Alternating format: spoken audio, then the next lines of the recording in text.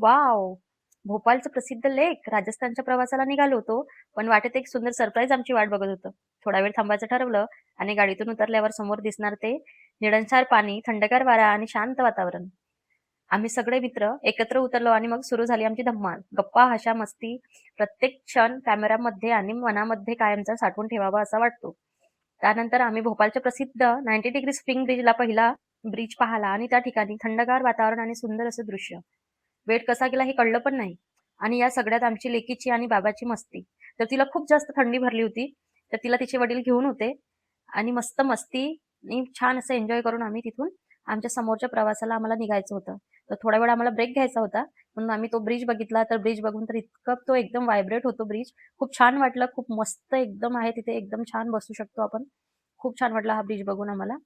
तर इथे मस्ती पण करत होती तुळजा. तिला थंडी भरली पण तिला तो ब्रिज बघायचाच होता आणि तिथे थांबायचंच होतं. तर असं पाहत-पाहत आम्ही छान असं भोपाळ सिटी बघत-बघत गेलो आणि भोपाळ सिटी खरंच खूप सुंदर आहे.